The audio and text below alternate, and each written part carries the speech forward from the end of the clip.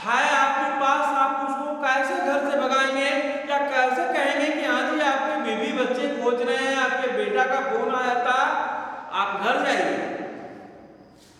क्योंकि आइए जब उनको जाने के लिए बोलिएगा तो कहिए कि हाँ जी अब जाएंगे, जाइएगा, तो जा व्यंजन वर्ण हो जाता है जी। तो शब्दों का निर्माण जो है कम होता है स्वर से। नतीजा क्या निकलेगा कि हम लोग जहां हैं वहीं रह जाएंगे, हम उसे अपनी भाषाओं को अभिव्यक्त नहीं कर पाएंगे। अब कहता है जैसे हमने ऊपर में बताया कि वर्णों के समूह को शब्द कहते हैं। ऊपर में एग्जाम्पल में लिखा राम में जो है हलंत लगा हुआ है यानी व्यंजन वर्ण है। आ स्वर वर्ण है जी, क्योंकि उसमें स्वतंत्र उसका उच्चारण हो रहा है। मां में हलंत लगा हुआ है, व्यंजन वर्ण हुआ। आ स्वर वर्ण हुआ। ये चारों मिलाकर के राम बना। दूसरा एग्जाम्पल हमने लिया लड़की का, तो ला हलंत आप देख रहे होंगे बोर्ड पर कि ला में हलंत लगा हुआ है यानी व्यंजन वर्ण है। ला जब बोलते हैं तो उसके अंत में ला के अंत में आ की आवाज आ रही है यानी वो स्वर आ लिखा जाएगा। अड़ा में हलंत है, इसका मतलब व्यंजन वर्ण है और उसमें आवाज आ रही है, आवाज आ रही है, ये स्वर वर्ण है। का जो है व्यंजन वर्ण है, व्यंजन वर्ण है और उसमें बड़ी ई की मात्रा लगी हुई है। बड़ी ई की मात्रा जब लगी हुई है, जब सबको जोड़ते हैं तो एक लड़की शब्द बनता है। यहां पर समूह कितना हुआ, 1 2 3 4 5 6 यानी 6 वर्ण मिलकर के एक लड़की शब्द का निर्माण किया, एक लड़की शब्द बना। जब हम लड़की बोलते हैं तो दिखने में तो ये हमारे पास 3 ही शब्द दिख रहे हैं, 3 ही वर्ण दिख रहे हैं, लेकिन इसमें 6 वर्णों का उच्चारण कर रखा है। अब कहता है कि किसी भी शब्द का अंत में आने वाले, जब शब्द का उच्चारण करते हैं जी तो शब्द उच्चारण करते हैं तो क्या शब्द एक ही तरह का होता है क्या? नहीं होता है। जैसे आपने कहा आपकी बहन का नाम है निशा, तो आ समाप्त हुआ।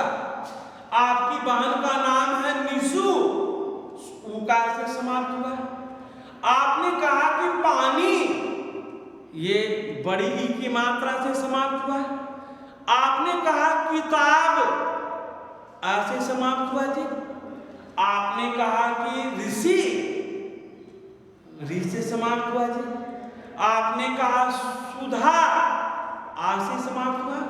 तो शब्दों को समाप्त करते हैं, अंत करते हैं, तो उसके अंत में आने वाले जो स्वर और व्यंजन होता है, हम उस स्वर व्यंजन से शब्दों की पहचान करते हैं।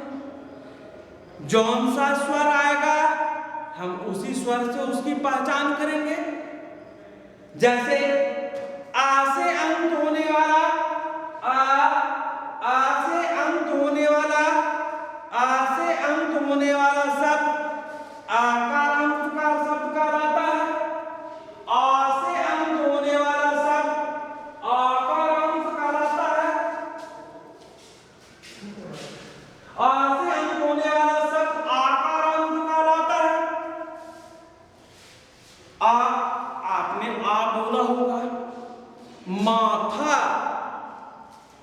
था आ से समाप्त हो रहा है।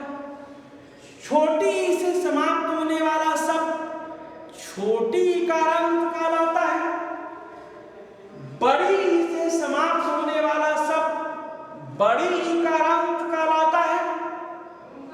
छोटी ऊ से समाप्त होने वाला शब्द छोटी उकारांत शब्द कहलाता है।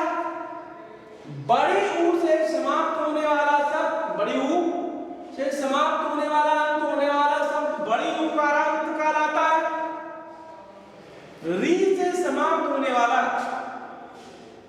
बहुत सारे शब्दों को देखा होगा, लिखा होगा, तो री से समाप्त होने वाला शब्द जो है रीकारांत शब्द कहलाता है। अब सवाल उठता है कि व्यंजन से अंत होने वाला, तो पाठ 1 में हम लोगों ने पढ़ रखा है कि व्यंजन से अंत कैसे होगा, क्योंकि व्यंजन से अंत होता है जी कि वर्ण में हलंत होना चाहिए। वर्ण में यदि आप हलंत लगा होता है, लगा देते हैं, तो वो शब्द व्यंजनांत शब्द कहलाता है। व्यंजन से अंत होने वाला शब्द व्यंजनांत शब्द कहलाता है। अब सवाल उठता है कि भाई व्यंजनांत और स्वरांत क्यों कहलाता है? जब वर्ण 2 प्रकार का होता है, शब्द भी 2 प्रकार का होगा।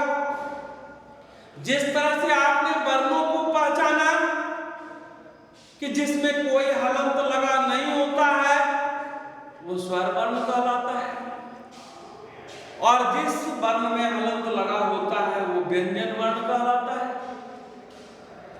ठीक उसी प्रकार से जब हमारा वर्ण ही 2 प्रकार का होता है, तो शब्द भी 2 प्रकार का ही होगा,